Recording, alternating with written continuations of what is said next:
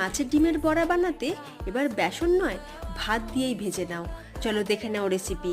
জল গরম করে তাতে নুন আর হলুদ দিয়ে এবার মাছের ডিমটাকে দিয়ে খুব বেশিক্ষণ না, 2 মিনিট একটু ভাপিয়ে নিয়ে তুলে রাখতে হবে।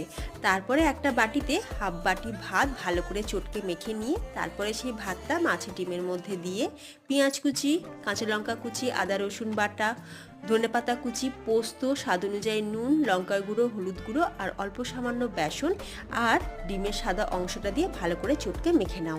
এবার কড়াইতে সর্ষের তেল গরম করে তাতে বড়াগুলোকে ভেজে তুলে নিতে। তারপর কড়াইতে কিছুটা তেল কমিয়ে তাতে ফোড়নে কালো জিরে দিয়ে তারপরে তাতে পেঁয়াজ কুচি দিয়ে ভালো করে ভেজে নিয়ে আদা রসুন বাটা দিয়ে ভালো করে কষিয়ে নিয়ে দিয়ে দিতে হবে টমেটো। এবার হলুদ, লঙ্কা, ধনে, জিরে গুঁড়ো দিয়ে অল্প সামান্য জল দিয়ে মশলাটা ভালো করে কষিয়ে নিয়ে ভেজে রাখা আলুটাকে দিয়ে এবার পরিমাণ মতন জল দিয়ে গ্রেভিটা ফুটে উঠলে নামানোর আগে গরম মশলা, ধনেপাতা কুচি ছড়িয়ে দাও।